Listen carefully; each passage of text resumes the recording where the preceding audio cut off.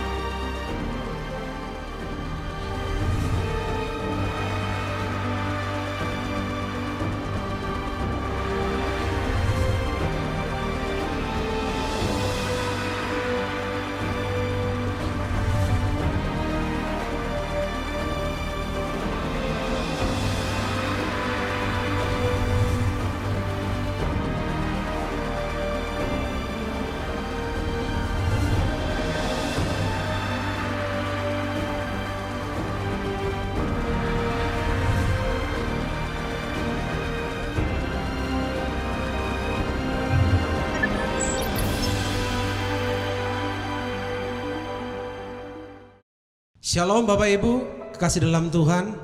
Haleluya. Di kesempatan hari yang luar biasa ini, mari siapkan hatimu. Kita akan beribadah kepada Tuhan di tempat kita masing-masing, di rumah kita masing-masing. Mari awali ibadah kita dengan syukur. Tundukkan kepalamu. Mari sama-sama kita berdoa. Bapa, terima kasih untuk hari yang begitu indah ini. Hari yang begitu luar biasa ini Tuhan. Hari yang Kau beri kepada kami. Kembali di hari yang pertama di minggu ini, kami ada di tempat kami masing-masing. Kami rindu memuliakan, mengagungkan, meninggikan, mengeluk-elukan Engkau. Kami serahkan ibadah kami di sore hari ini ke dalam tangan Tuhan. Hadirlah, jamalah kami semua Tuhan. Di tempat dimanapun kami berada, Engkau hadir bersama-sama dengan kami.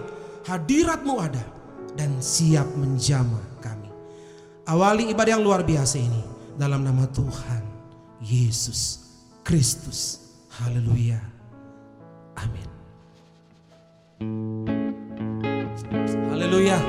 Jalan hidup orang benar selalu diterangi oleh cahaya firman Tuhan. Amin Bapak Ibu.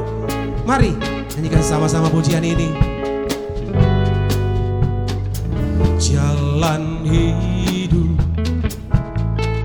orang benar diterangi oleh cahaya firman Tuhan.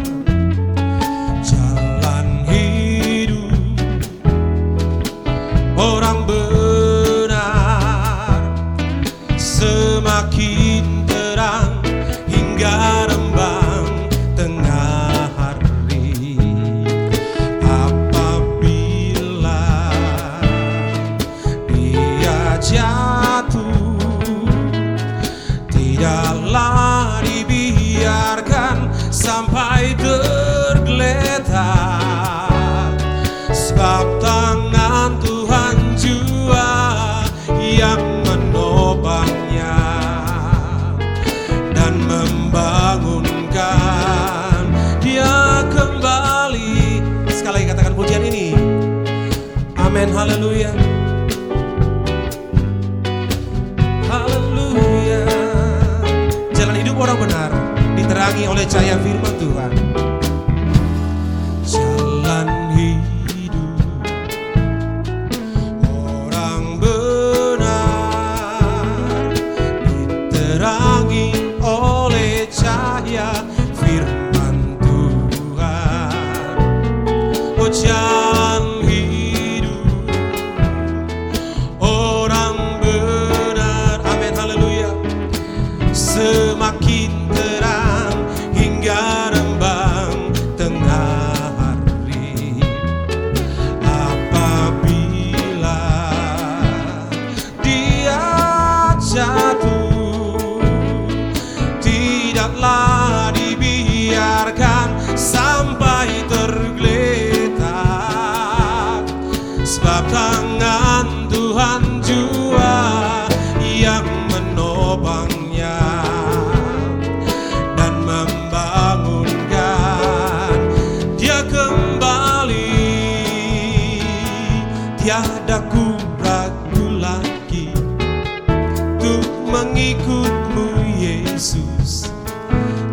tiada ku ragu lagi, amin, untuk melayanimu.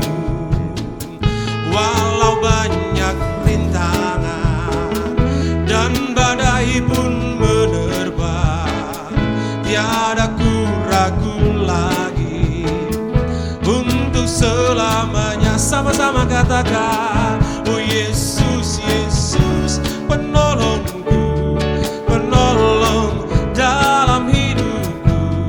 Ku rindu semua orang mengenalmu. Engkau jalan kebenaran dan memberi hidup yang kekal bagi setiap orang yang percaya padamu. Tiada ku ragu lagi, sama-sama yuk. Tiada ku ragu lagi untuk mengikutmu Yesus. Tiada ku ragu lagi untuk melayanimu. Walau banyak rintangan dan badai pun menerpa, tiada ku ragu lagi untuk selamanya. Oh, oh, oh. Yesus, Yesus sahabatku, penolong dalam hidupku. Ku rindu semua orang mengenalmu. Haleluya. Engkau jalan kebenaran dan memberi hidup yang kekal bagi setiap orang yang percaya padamu. Oh.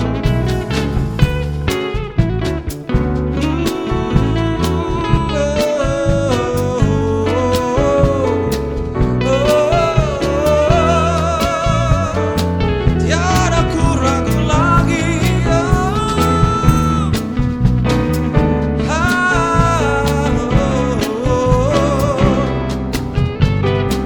Haleluya. Mari Bapak Ibu sama-sama katakan, tiada ku ragu lagi. Yuk. Tiada ku ragu lagi untuk mengikutmu Yesus. Tiada ku ragu lagi untuk melayanimu. Walau banyak rintangan dan badai pun menerpa, tiada ku ragu lagi untuk selamanya. Haleluya. Oh Yesus, Yesus sahabatku, penolong dalam hidupku. Ku rindu semua orang mengenalmu. Engkau jalan kebenaran dan memberi hidup yang kekal bagi setiap orang yang percaya padamu. Haleluya. Bagi setiap orang yang percaya padamu. Sekali lagi katakan, bagi setiap orang yang percaya. Bagi setiap orang yang percaya padamu.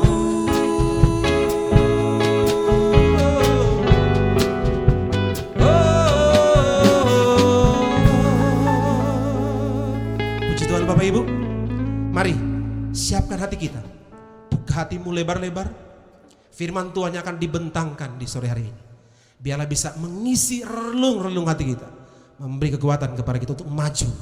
Melihat ke depan bahwa ada Tuhan yang selalu ada untuk kita. Haleluya.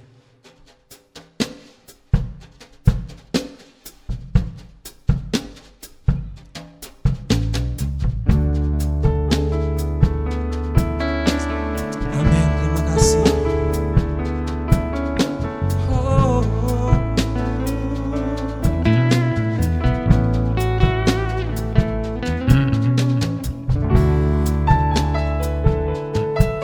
Haleluya. Oh.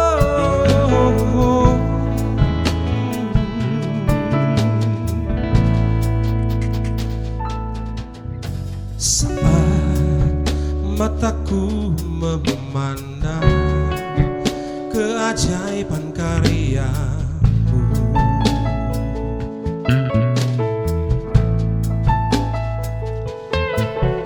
Sungguh siapakah aku ini yang Kau hargai dan cintai. Selalu dan saat ku pikirkan kebaikan-Mu, tak pernah ku kekurangan. Dan saat ku renungkan kesetiaan-Mu, esok kan ku jelang tanpa keraguan, setia kan terus ada. Sama-sama yuk Bapak Ibu, katakan pujian ini saat mata kami memandang keajaiban karya-Mu. Haleluya.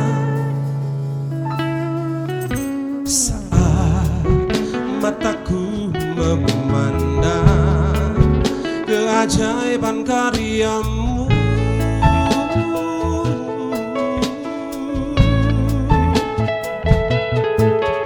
sungguh siapakah aku ini yang Engkau hargai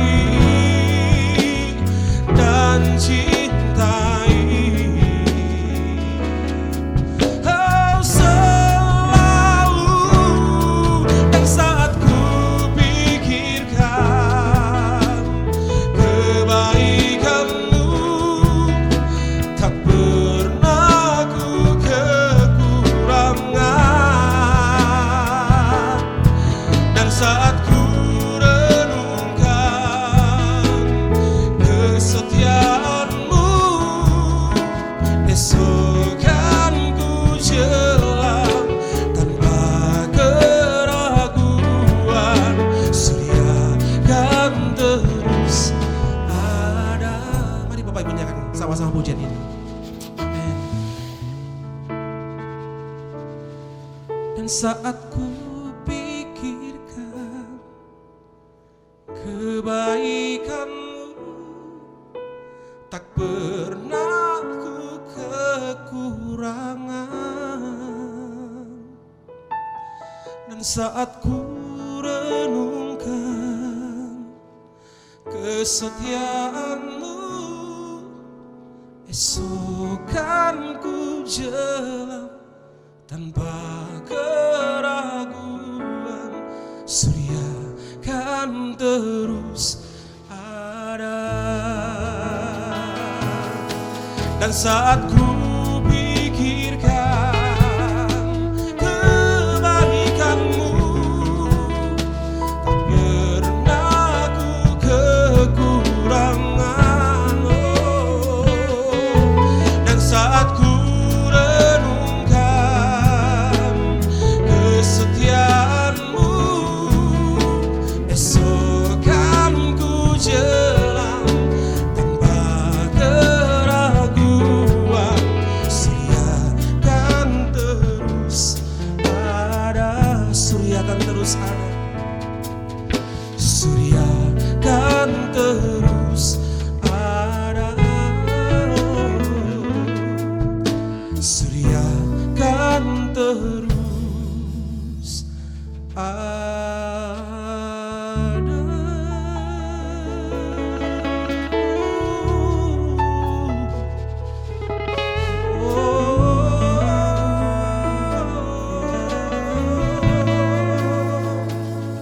Surya kan terus ada bagi kami yang berharap dan bersandar kepadamu.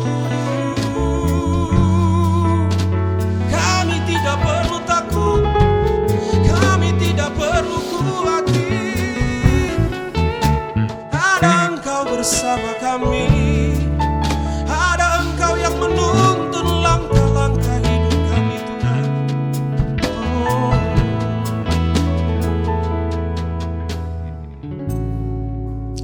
kasih Tuhan Yesus. Kami sangat yakin bahwa pertolongan-Mu selalu ajaib setiap hari dalam hidup kami. Pertolongan-Mu begitu ajaib, Kau telah memikat hatiku. Di saat aku tak sanggup lagi, di situ tangan-Mu bekerja. Oh, pertolongan-Mu begitu ajaib, Kau telah memikat hatiku. Kini mataku tertuju padamu, ku rasakan kasih-Mu Tuhan. Sama-sama katakan Bapak Ibu. Pertolongan-Mu begitu ajaib, Kau telah memikat hatiku.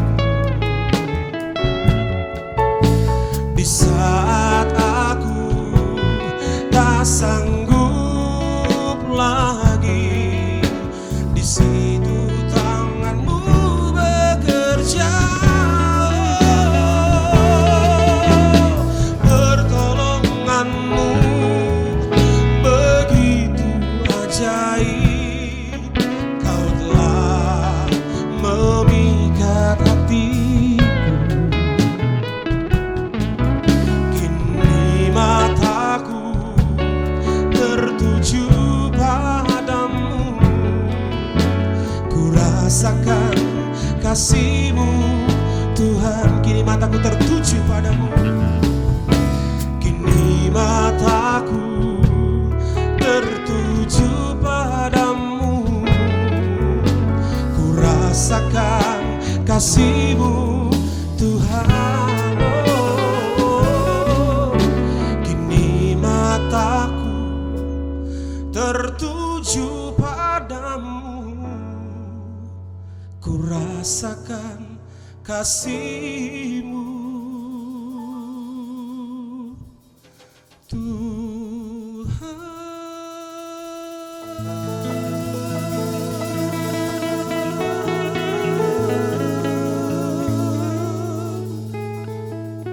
Tuhan, kami berterima kasih dan bersyukur kalau saat ini kami boleh berharap sepenuhnya kepada Engkau saja, dan Tuhan senantiasa membimbing, menuntun, menyertai di setiap langkah kehidupan kami. Sebentar kami akan mendengarkan sabda firman-Mu, urapi hamba-Mu, urapi seluruh keberadaan sidang jemaat-Mu yang saat ini berada di tempatnya masing-masing. Terima kasih Tuhan Yesus, dalam nama Tuhan Yesus kami peralaskan doa ini. Haleluya, amin.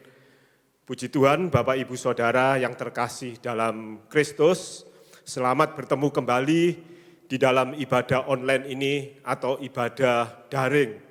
Mungkin Bapak Ibu Saudara bertanya, apa itu ibadah daring? Daring itu kependekan dari dalam jaringan. Jadi dalam jaringan itu disingkat daring, seperti yang ada di tulisan di bawah ini. Nah, itu adalah artinya dalam jaringan. Itu artinya kalau diterjemahkan adalah online.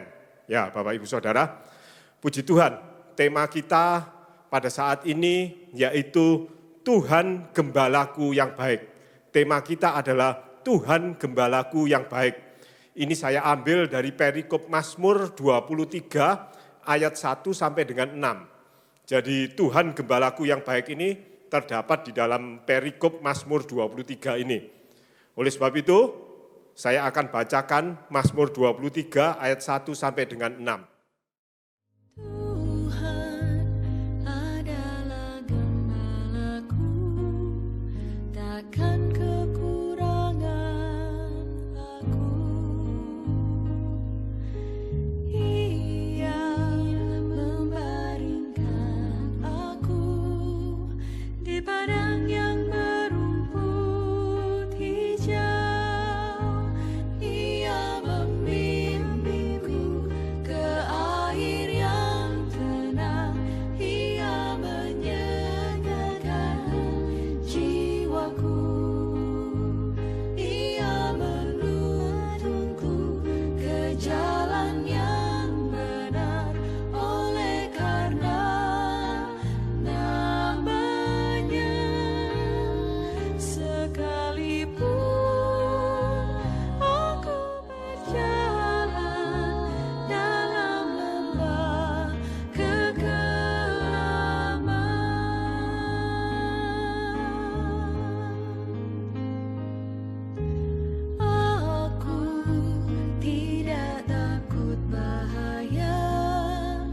Mazmur 23, 1 sampai dengan 6. Mazmur Daud, demikian firman Tuhan, Tuhan adalah gembalaku, takkan kekurangan aku.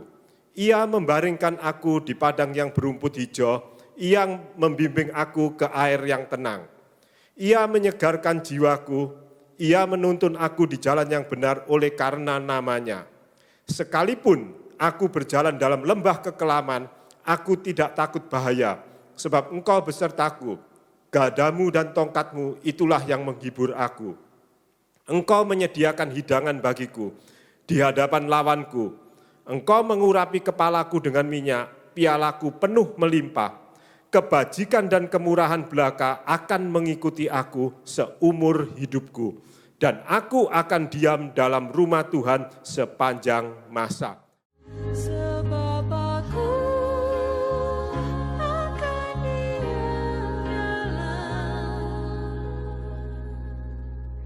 rumah Tuhan sepanjang masa. Puji Tuhan Bapak Ibu Saudara, puji Tuhan Bapak Ibu Saudara, janji-janji firman Tuhan yang ada dalam Mazmur 23 ayat 1 sampai dengan 6 ini akan terjadi di dalam kehidupan kita kalau kita mengakui Tuhan Yesus adalah gembala kita. Amin Bapak Ibu Saudara, puji Tuhan. Sebelumnya kita akan melihat apa beda antara pemimpin dan gembala. Nah, kita harus tahu dulu apa yang menjadikan perbedaan antara pemimpin dan gembala. Pemimpin yaitu memimpin agar yang menjadi tujuan, goalnya bisa diraih, bisa dicapai. Jadi seorang itu memimpin agar tujuan dan goalnya itu bisa dicapai. Nah, mereka yang bekerja di bawah pimpinan seseorang ini atau anak buahnya ini, nah mereka yang kerjanya itu baik, mereka yang kerjanya berprestasi akan diberi penghargaan. Dan mereka yang bekerja tanpa berprestasi akan diberi penghukuman. Nah, penghargaannya bisa berupa apa? Penghargaannya macam-macam, ada yang naik jabatan, ada yang diberi bonus dan lain-lain. Nah, penghukumannya berupa apa Bapak Ibu Saudara? Tidak ada bonus, bahkan yang parah, bisa-bisa di PHK. Kalau kita tadi sudah melihat seorang pemimpin, sekarang kita akan melihat gembala itu apa? Nah, gembala itu juga memimpin, tetapi memimpinnya beda. Seorang gembala dia memimpin dengan kasih. Dan yang menjadi tolok ukur atau patokannya adalah apa? Kebenaran firman Tuhan. Itulah yang menjadi tolok ukur, patokan daripada seorang gembala yang sedang memimpin. Nah, orang-orang yang melanggar firman Tuhan atau orang-orang yang berbuat dosa diarahkan, dibimbing untuk mau apa? Mau bertobat sehingga dapat dipulihkan serta selanjutnya dapat menikmati janji-janji kebenaran firman Tuhan di dalam kehidupannya. Seorang gembala juga menumbuhkan iman rohani daripada jemaatnya. Nah, secara ringkas atau secara singkat Bapak Ibu Saudara, kalau kita mengakui Tuhan Yesus sebagai gembala yang baik, apa-apa saja yang akan berlaku dalam kehidupan kita sesuai Mazmur 23 yang sudah kita baca tadi. Jadi janji apa saja yang boleh terjadi di dalam kehidupan kita kalau kita mengakui Tuhan Yesus sebagai gembala yang baik sesuai dengan Mazmur 23 yang sudah kita baca tadi. Yang pertama yaitu secara jasmani dan rohani kita dipenuhi, kita dicukupi, kita disegarkan. Ini secara jasmani dan rohani. Dan yang kedua, di dalam kita menghadapi satu masalah, kita menghadapi satu problema, maka Tuhan sediakan satu solusi yang senantiasa apa? Berkemenangan. Jadi setiap kita menghadapi problema masalah, Tuhan sudah siapkan solusi jalan keluarnya yang berkemenangan untuk kehidupan kita. Dan yang ketiga, penyertaan Tuhan secara khusus pada saat menghadapi apa? Musuh-musuh. Atau penyertaan Tuhan secara khusus pada saat kita menghadapi apa? Lawan-lawan kita. Itu yang terjadi di dalam Mazmur 23 itu, janji yang ada di dalam Mazmur 23 itu. Dan yang keempat, Dan ini adalah yang terindah di dalam kehidupan kita. Menerima keselamatan kekal di surga yang mulia. Wow, ini suatu janji kemenangan yang begitu dahsyat di dalam kehidupan kita. Yaitu apa? Menerima keselamatan kekal di surga yang mulia. Amin, Bapak Ibu Saudara. Puji Tuhan. Mazmur 23 ini adalah mazmur yang ditulis oleh Raja Daud. Tentunya Bapak Ibu Saudara, Daud sudah menjalani atau Daud sudah mengalami di dalam kehidupannya sehingga kita mau melihat seperti apa kehidupan daripada Daud ini. Bagaimana kehidupan Daud ini sebenarnya? Kok sampai Mazmur 23 ini bisa ditulis oleh Daud ini? Dikatakan Mazmur 23 adalah Mazmur daripada Daud. Kita tahu dari kisah di Alkitab ini, firman Tuhan ini mengatakan bahwa Daud diurapi oleh Nabi Samuel, itu tertulis di dalam 1 Samuel 16 ayat 1 sampai dengan 3, untuk menjadi Raja Israel. Dan Nabi Samuel ini mengurapi Daud ini mendapat perintah dari Tuhan Yesus sendiri. Tuhan sendiri yang memerintahkan Nabi Samuel untuk mengurapi siapa? Mengurapi Daud. Tetapi kalau kita lihat, walau Daud ini sudah diurapi sebagai raja, tetapi Daud masih juga mengalami proses kehidupan yang berat. Jadi walaupun Daud sudah diurapi akan menjadi seorang raja, tetapi proses kehidupannya itu masih tetap berat. Kita akan melihat bagaimana proses kehidupan daripada Daud ini. Masih tetap apa? Walaupun sudah diurapi, Daud masih tetap mengembalakan domba ayahnya, yaitu Isai. Dombanya cuma 2-3 ekor saja. Bukan berarti kalau Daud sudah diurapi dan dia akan datangnya atau bakal menjadi seorang raja, dia terus enak-enakan tidur aja, enggak olah apa-apa, nunggu aja sampai dia menjadi apa? Menjadi seorang raja. Tidak. Tetapi Daud masih tetap mengembalakan domba daripada Isai ini walaupun jumlahnya cuma 2-3 ekor. Nah, proses hidup yang berat dalam mengembalakan juga sebab harus melawan apa?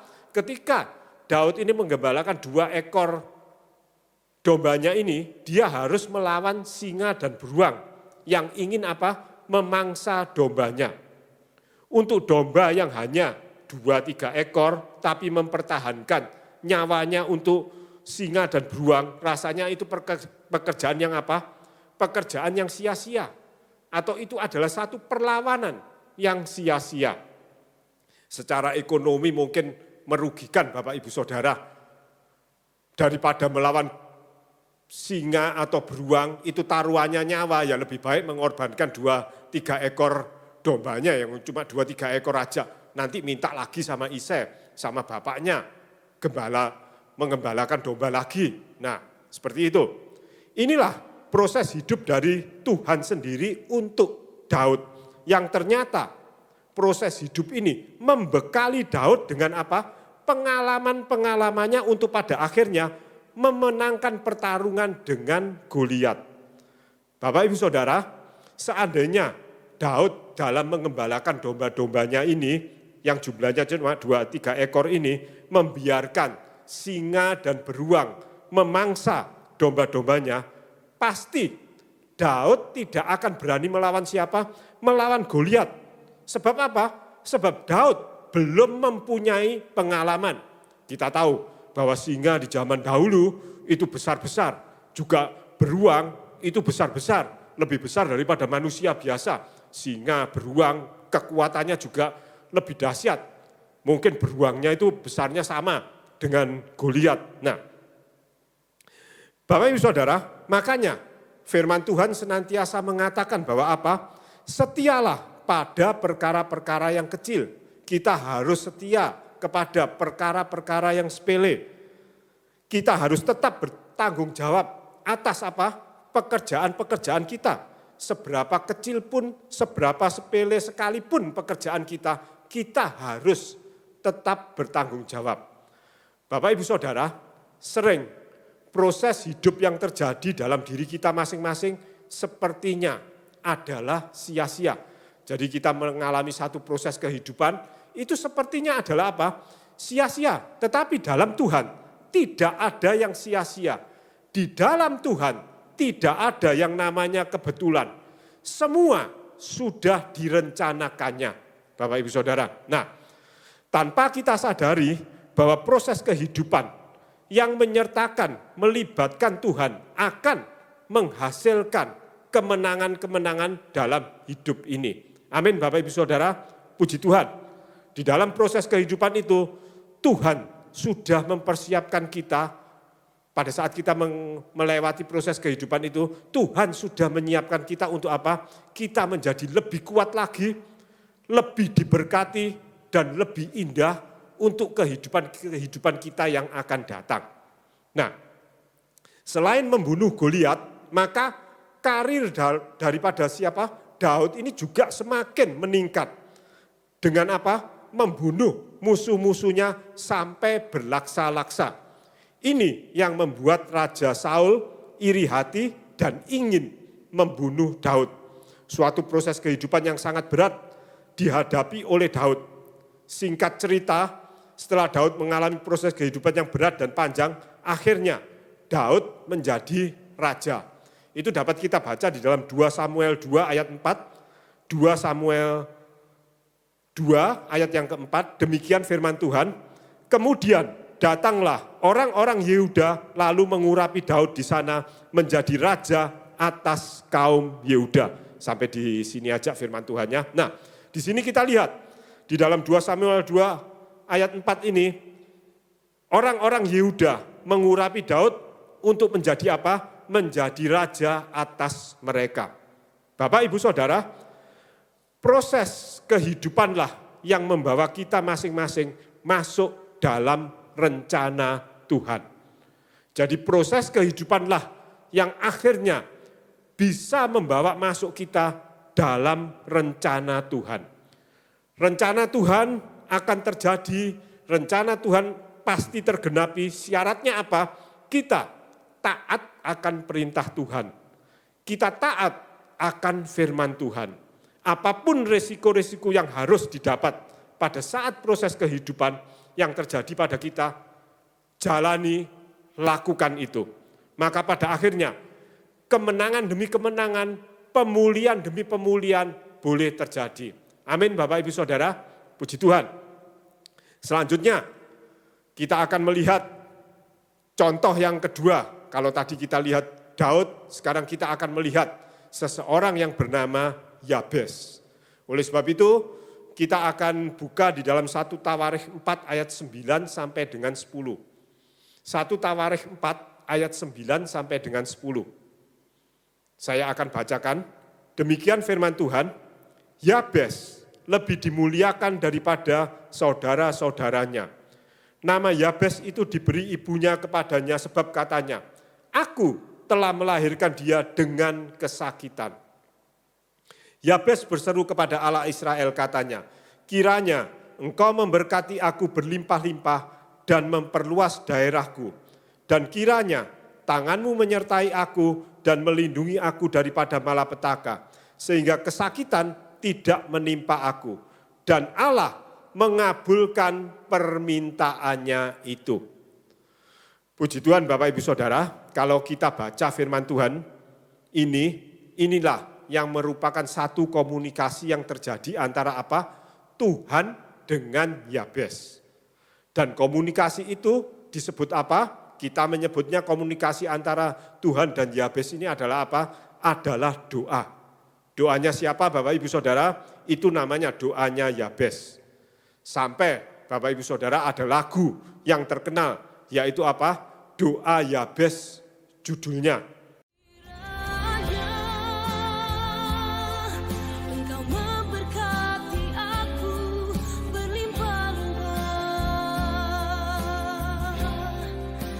dan memperluas daerahku,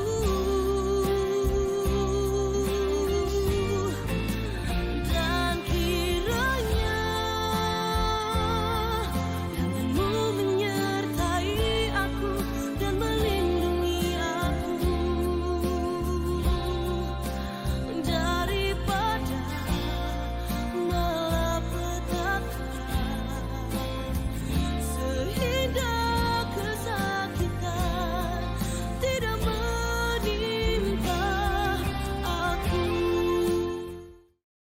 sekitar 2 tahunan gereja GBS Kepunton ini memakai lagu doa Yabes untuk apa? Untuk mengakhiri ibadahnya.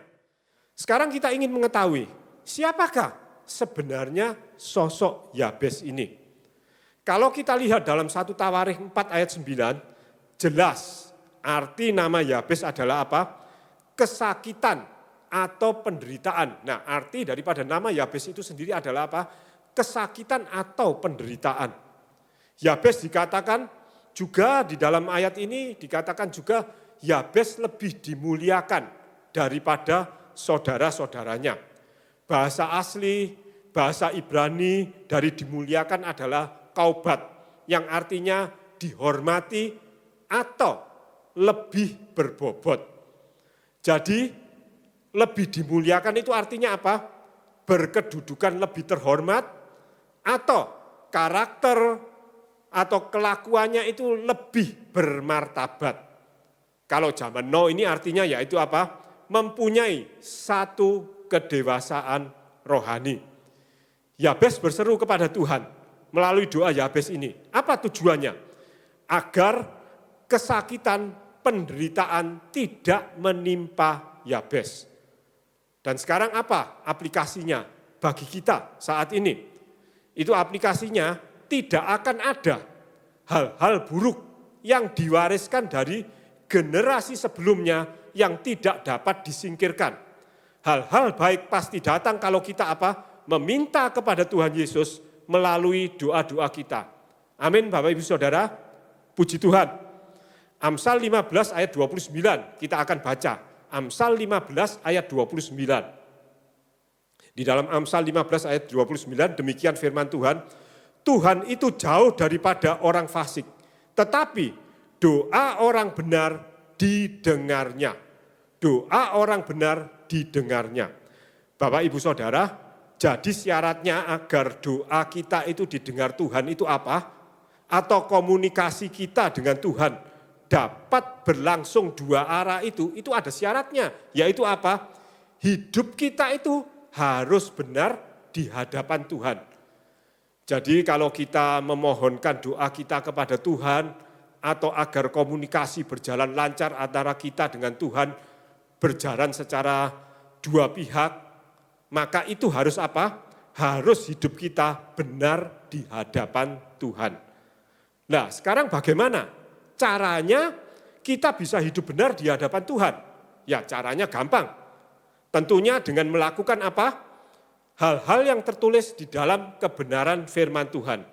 Apa-apa yang tertulis di dalam Alkitab itu harus kita lakukan di dalam kehidupan kita.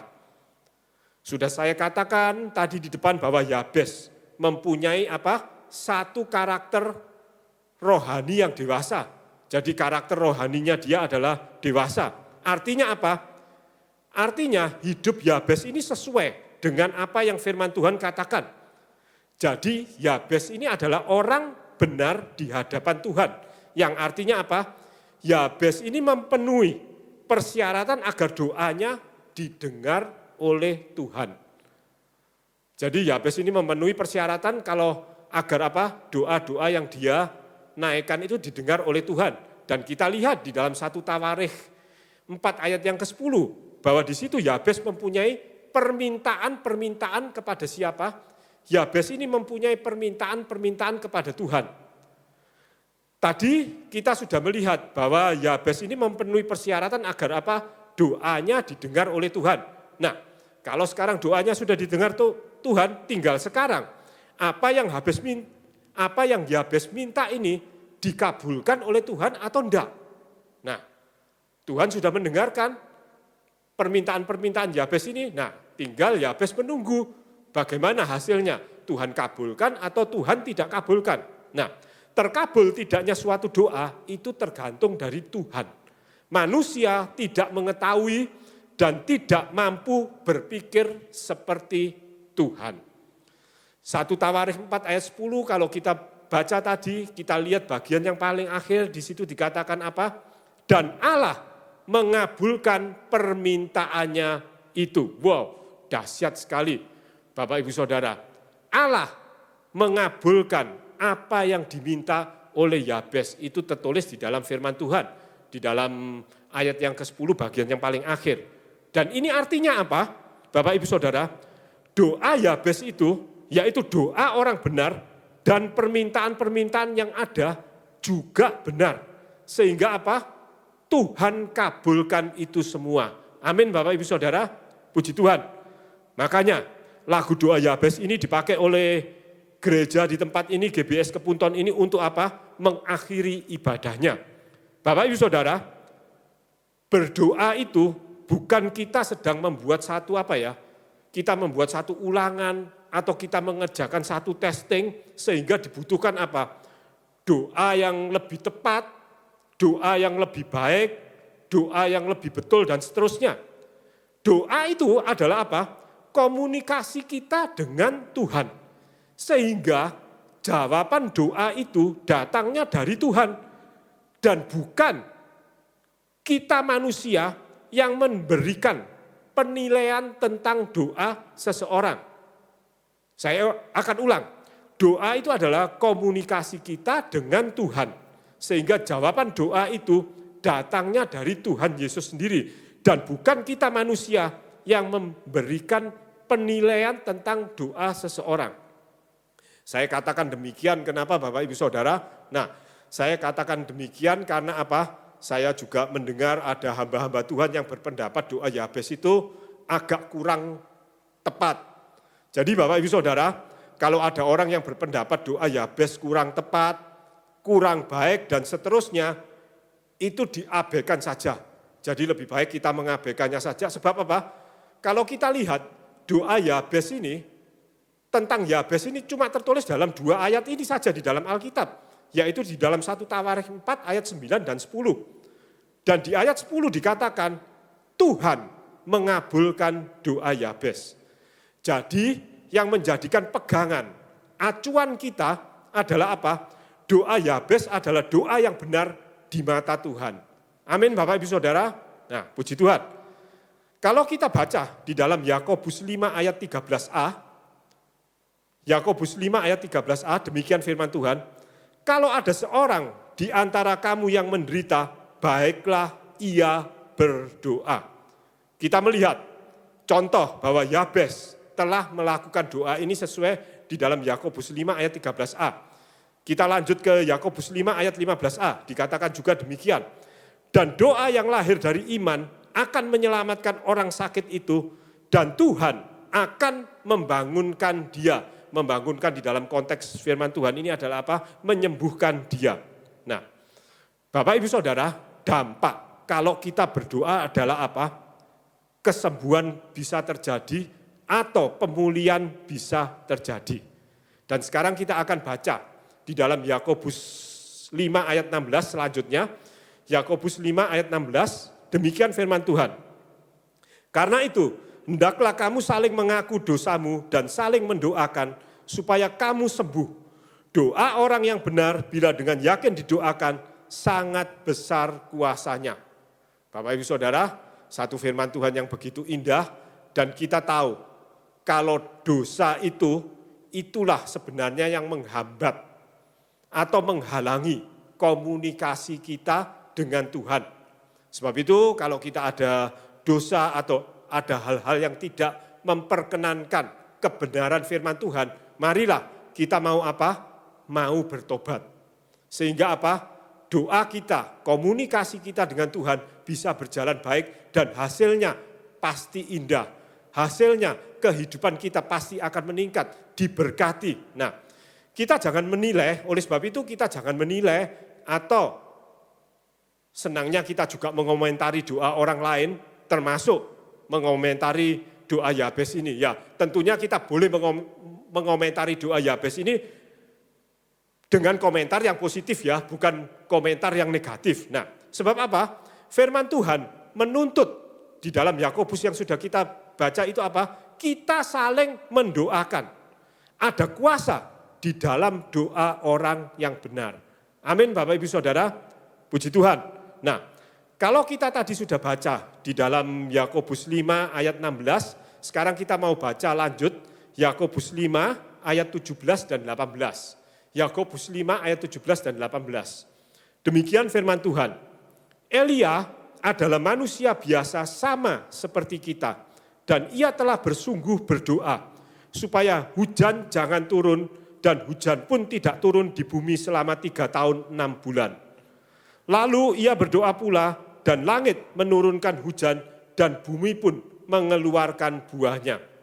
Nah, kalau kita lihat Bapak Ibu Saudara, ngapain Elia kok berdoa ngurusi cuaca segala macam, kemarau, hujan, ya doa macam apa ini rasanya.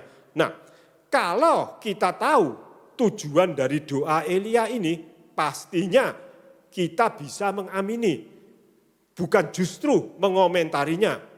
Nah, kalau kita mau tahu apa sebenarnya tujuan daripada doa Elia ini, tujuannya adalah apa? Mendatangkan penghukuman bagi Raja Ahab karena melakukan penyembahan berhala. Oleh sebab itu, Bapak Ibu Saudara, permasalahan kita satu dengan yang lain itu tidak sama.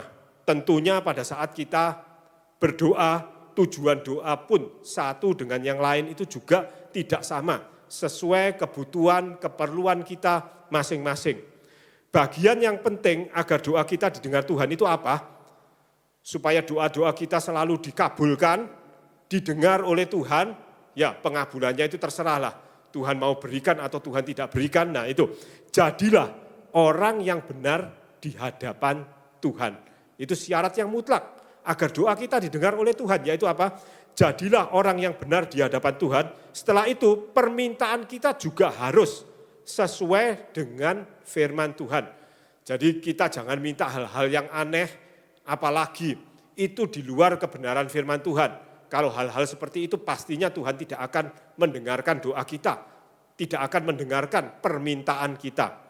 Kalau dua persyaratan ini sudah dipenuhi, tinggal kita tunggu jawaban dari Tuhan. Apapun jawaban Tuhan, jadi apapun jawaban Tuhan atas doa-doa kita, itu adalah yang terbaik bagi masing-masing kita. Amin Bapak Ibu Saudara, puji Tuhan. Sampailah sekarang kita pada bagian akhir daripada firman Tuhan ini. Kalau kita mau mengakui, menerima Tuhan Yesus di dalam kehidupan kita dengan cara apa? Hidup kita sesuai dengan firman Tuhan, kita juga senantiasa berdoa, maka janji-janji kebenaran firman Tuhan seperti berkat-berkat yang melimpah, baik itu di bidang berkat jasmani, berkat rohani, juga penyertaan Tuhan, perlindungannya dan seterusnya akan terjadi di dalam kehidupan kita. Tetapi semuanya ini tidak datang dengan otomatis. Itu harus betul-betul diperjuangkan dalam kehidupan ini. Jadi saya ulangi, tetapi semuanya itu janji-janji, kemenangan-kemenangan yang Tuhan sudah sediakan, sudah berikan itu datangnya tidak secara otomatis. Harus betul-betul diperjuangkan supaya apa? Diperjuangkan dengan betul-betul. Dengan kerja keras dan sebagainya agar apa? Janji-janji kemenangan itu yang Tuhan sudah berikan itu, yang Tuhan sudah sediakan itu dapat kita raih dalam kehidupan ini. Nah, seperti contoh tadi sudah saya ungkapkan, Daud harus berjuang walau sejak muda sudah diurapi. Walaupun Daud itu sudah ditentukan, diurapi, dia akan menjadi raja. Tetapi dia hidupnya tidak cuma enak-enakan aja, ongkang-ongkang aja. Tidak, dia harus benar-benar berjuang, bekerja keras untuk menjadi raja. Melalui proses kehidupan yang berat, Daud akhirnya menjadi raja. Demikian juga dengan Yabes. Untuk mendapatkan janji-janji firman Tuhan, dia harus berjuang, hidup benar di hadapan Tuhan. Jadi Yabes ini benar-benar memperjuangkan kehidupannya ini untuk apa? Benar-benar dia hidup sesuai dengan apa? Sesuai dengan kebenaran firman Tuhan.